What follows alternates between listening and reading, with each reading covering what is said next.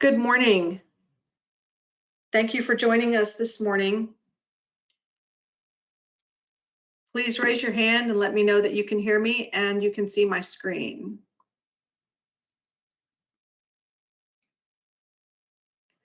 I'm seeing some hands raised. That's great. Vanessa, if you could just text me and let me know everything's cool, we'll get started in just a minute.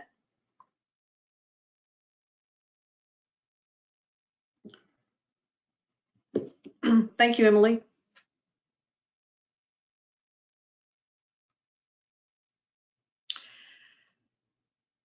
Okay, looks like most of the people who registered are here. Looks like everyone can hear me. So in order to honor your time, let's go ahead and start the webinar. Thank you for attending our retrospective this morning. This webinar will be a quick look back at how the state reporting went as EPPs reported their 2019-2020 data, and a look forward with some things to keep in mind to start us off on a positive note with the 2020-2021 data. We will not have an opportunity to respond to questions during this webinar, but if you'll post your questions in the question section on the webinar toolbar, we will compile an FAQ document, frequently asked questions, to post with the webinar recording.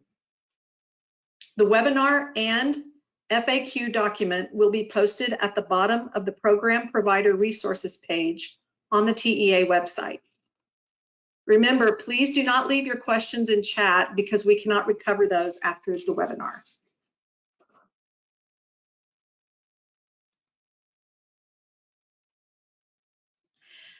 Today, we will look back and reflect on some specific aspects of 2019-2020 reporting, and we will provide some relevant information and helpful hints for EPPs and TEA to facilitate smooth data reporting in 2021. In other words, the aim is to begin the 2020-2021 academic year with the end in mind.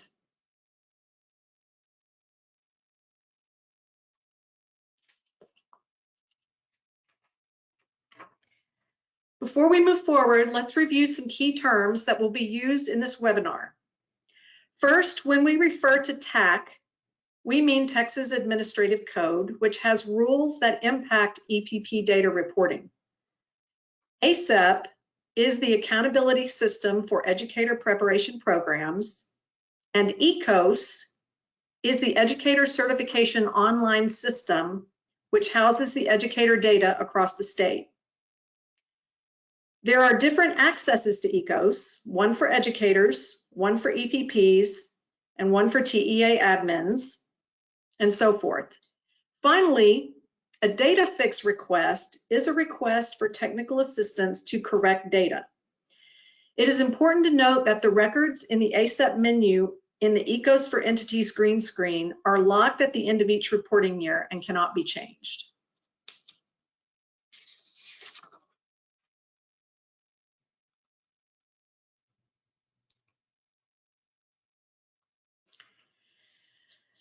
First, it's important to note that the 2019-2020 ASEP reporting process was generally smooth and much improved over past years. Due to system updates and streamlined processes, there were fewer reporting requirements, which also allowed the reporting window to be closed in a much shorter time frame. Additionally, TEA staff were on hand to provide technical support when necessary. The TEA team was also able to assess system functionality and identify some areas of focus for optimization in 2020-2021. Let's move on now and review a few areas that can lead us to an even more successful reporting season for 2020-2021. Let's first reflect on the admission process and how that impacted the 1920 reporting timeframe and identify some key areas to keep in mind for 2021. A look back shows us that EPPs found that 461 candidates did not have 1920 admission records, but should have. Keep in mind that reporting requirements and the reporting systems in ECOS are aligned with requirements in Texas Administrative Code, or TAC. Admission records must be created within 7 days of the candidate's formal admission date to adhere to 19 TAC 227.17e. Along those same lines, admission records cannot be created for candidates after 8/31, except for those admitted in the last week of the academic year. The window for creating admission records for candidates admitted August 24th through August 31st is open until September 15th. EPPs are encouraged to work with the directors of their various programs within the EPP to put in place an efficient process for conveying information about admitted candidates to the EPP admissions office. Some ideas that we've picked up from various EPPs that you might find helpful are: first, if you have an electronic application, you might consider working with your technical team to capture admissions data on a .csv file appropriate for uploading to make it easier to meet the 7-day notification requirement. And second, you might consider setting up a secure document on a shared drive that allows programs within the EPP to update admissions information that can then be easily accessed and efficiently processed by the EPP admissions office.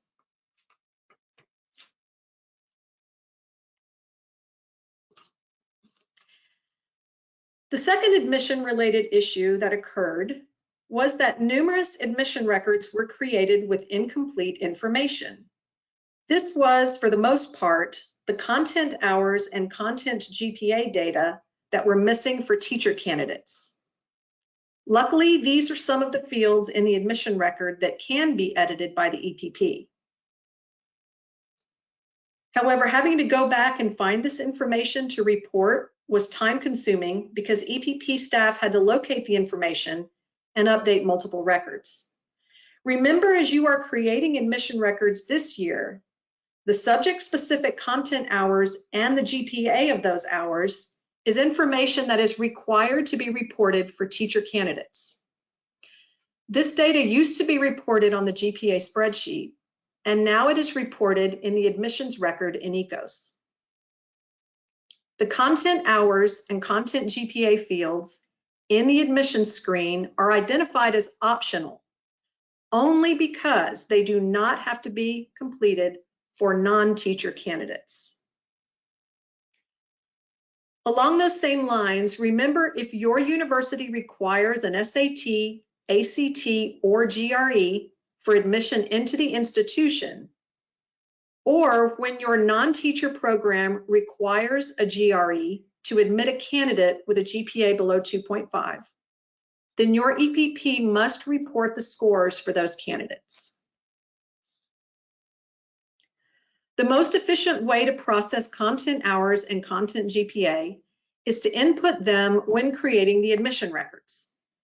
Remember that TAC requires the EPP to verify the teacher applicant meets the minimum 12 hours of subject-specific coursework, or 15 hours if they're pursuing math or science. So EPPs might consider training admission staff and program directors to capture that information and provide it to the admissions office with the other admissions information. Likewise, consider requiring SAT, ACT, and GRE scores to be reported at admission so that the information is readily available at that time.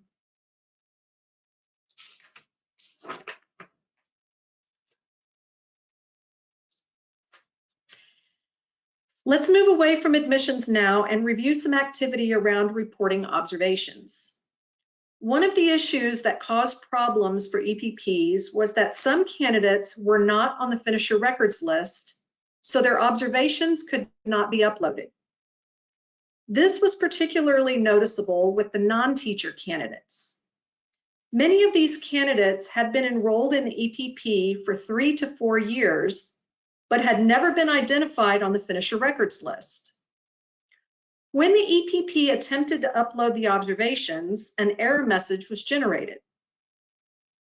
Two things to remember for this year going forward are, number one, create an admission record for each candidate. That will automatically populate the candidate onto the finisher records list.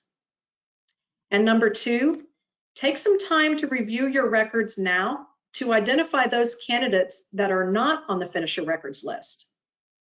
Work with your TEA program specialist now to update the status for those candidates.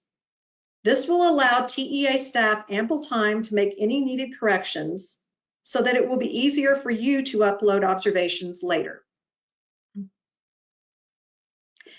TEA highly recommends that EPPs enter data throughout the year to allow time to resolve problems and to avoid the end-of-year system slowdown, which occurs when all of us are trying to upload and add information to ECOS. A good place to start is to make sure all data has been entered for a candidate prior to recommending that candidate's standard certificate. The EPP is going to conduct a requirements check prior to making the recommendation anyway, so it seems like the perfect time to verify all data is in correctly for that candidate.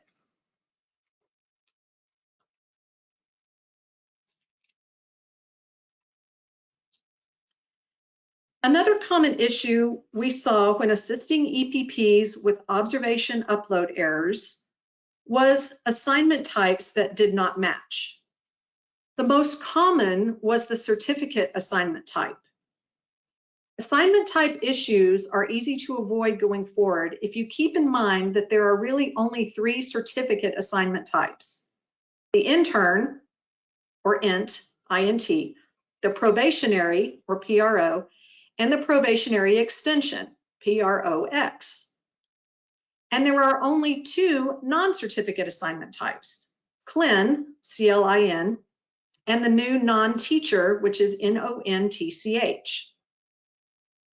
All of the 1s, 2s, S's, U's, 141s, and 281s are added to the assignment type by the EPP as needed to denote key information about the assignments as identified in 19 TAC 228.35G and H. If an EPP recommends a probationary certificate and the candidate has never had one, then the assignment type will be PRO.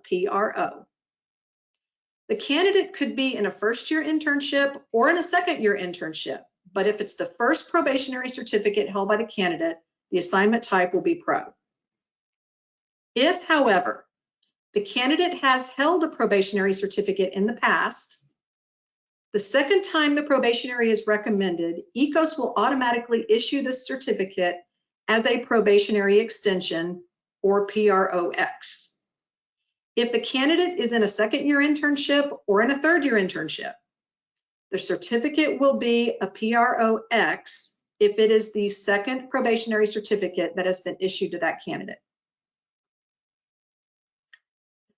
Another assignment type error that occurs less frequently, but occurs every year, is when university-based EPPs recommend an intern or probationary certificate for teacher interns using the university-based option.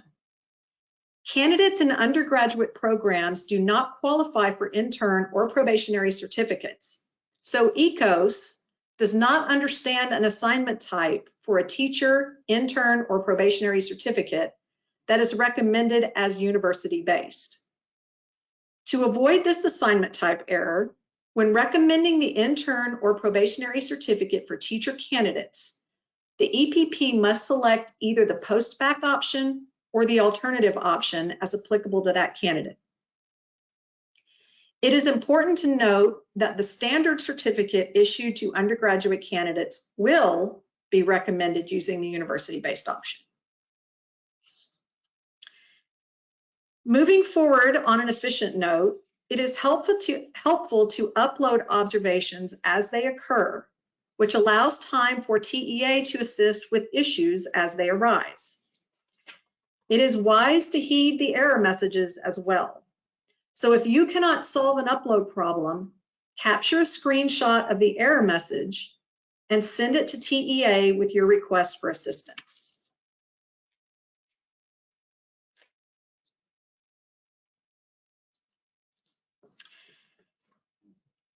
As most of you have figured out, observations are date sensitive. Observation dates and assignment start and end dates must be within the effective dates of the certificate. Some candidates were identified with the assignment start date that was before the effective date on the intern certificate. As I mentioned earlier, the reporting system is aligned with TAC. In this case, TAC requires the candidate to hold a certificate while completing the internship.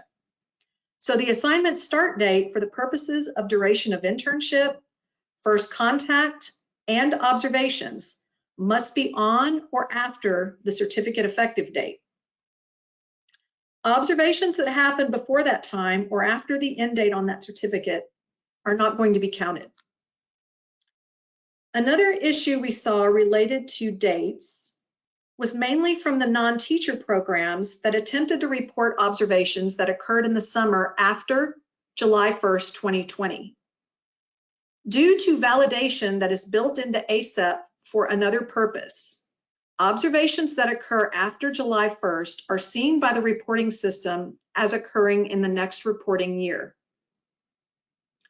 This issue mainly impacted candidates who were identified as 1920 finishers who needed to have observations reflected in 1920. Non-teacher programs are encouraged to review and update their processes to align with updates in TAC that allow only a portion of the practicum to be completed in summer, and also to plan ahead for the practicum to align with this validation.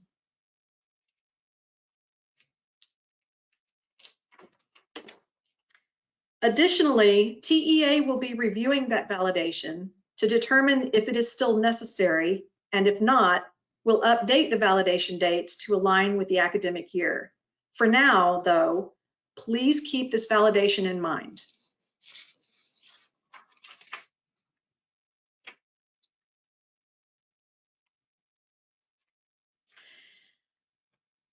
The finisher records list is the place where EPPs identify the enrollment status of the candidate each year.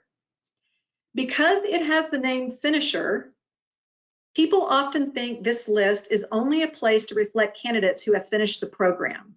This is not so. The finisher records list is one list that can be filtered to show finishers, enrolled candidates, and now also shows those you have removed. A better name for this list would probably be candidate status list. This list should accurately reflect all enrolled and finished candidates for an academic year. In past years, candidates were often left off this list for a variety of reasons, which causes current problems when finishers return for certification or when candidates with multiple years of enrollment now complete clinical teaching, internship, or practicum, and then their observations cannot be uploaded. EPPs cannot go back to lists from previous academic years and make updates to the finisher records list.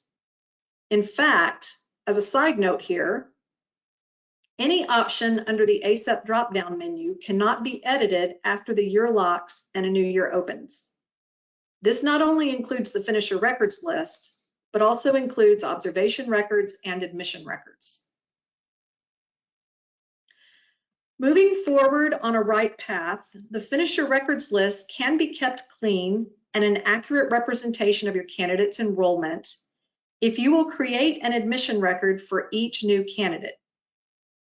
The admission record automatically places the candidate on the finisher records list. EPP staff will then just need to make status updates for the candidate going forward. Also, remember to promptly remove anyone that leaves the EPP. During this academic year, it might be a good idea to review the enrollment records for all of your candidates and make corrections as needed. Work with your TEA program specialist if assistance is needed from TEA. This is better accomplished earlier in the year instead of right at reporting time, because it may take a bit of time to complete corrections.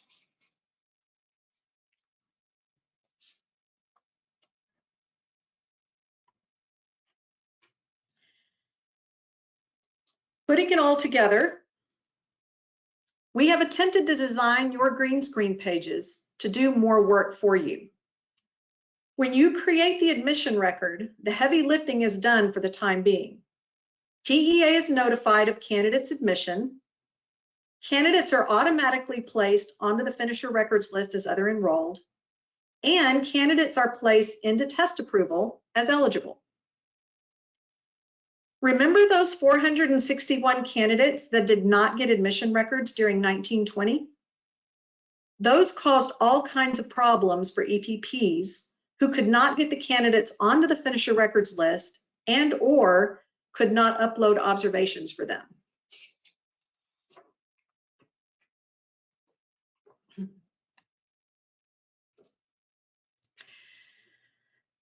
Moving forward on an efficient path, you might consider a periodic check-in process with all of the programs within your EPP. This will establish a line of communication that should help the EPP track candidate activity in all programs. For example, you might consider setting up a spreadsheet in a secure shared drive that team members from a program within the EPP can access to update information. The admission and or certification office can then access the updated information to make timely updates to reporting, test approval, and certificate recommendations.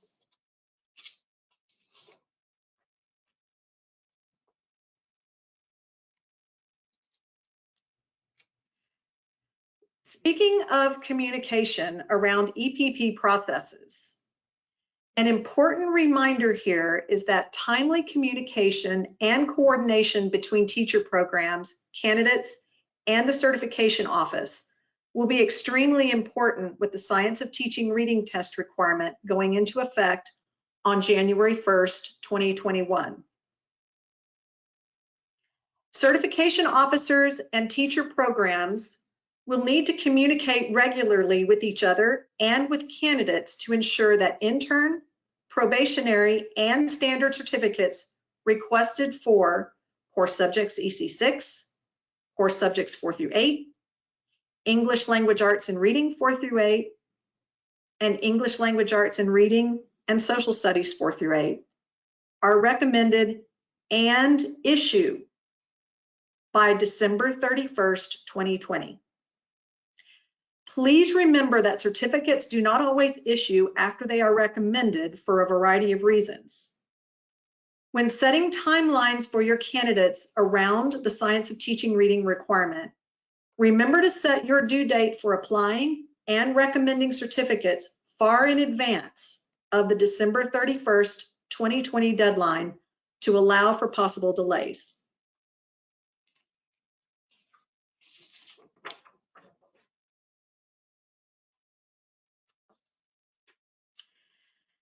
TEA works continuously to update our reporting systems to make them more user-friendly for TEA and EPP staff, as well as to ensure they are aligned with requirements and TAC. Some key updates that have happened over the last year are the addition of the admission pages that allow EPPs to more efficiently process admissions and reduce time and effort around admissions reporting. Enhanced functionality to allow bulk upload status changes, which enable EPPs to more efficiently process candidates. And third, updates to TEA admins interfaces that allow more efficient processing of data fix requests and better customer service support surrounding candidate issues. One of the areas of improvement that will be focused on this year is reviewing and updating, where necessary, the data validation rules that are built into the reporting system to ensure that they are still relevant. For example, as mentioned earlier, The validation rule that establishes July 1st as the beginning of the reporting year is built into the system to enable TEA to meet a reporting requirement. TEA will explore if there are other ways that requirement can be met, and if so, the validation can be changed to align with the academic year.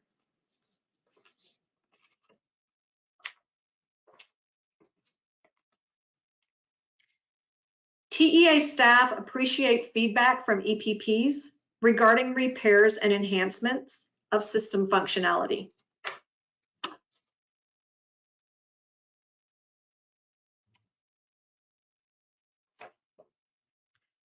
In the spirit of begin with the end in mind, take actions now that will make your reporting experience smooth and trouble-free later. Based on positive feedback from EPPs, TEA plans to assist with the reporting process by providing mid-year data sets in March. Avoid waiting until the end of the year to input data and resolve related issues to ensure that TEA program specialists are readily available to you and that ECOS is at its optimum performance. We hope the retrospective provided today has stimulated some ideas for that purpose. Please remember that you can always contact your program specialist at TEA to assist with any questions or issues that may come up around record keeping or reporting, and of course for any other situation that might require assistance from TEA. If we don't know the answer to your question or problem, we can generally find someone that can assist you.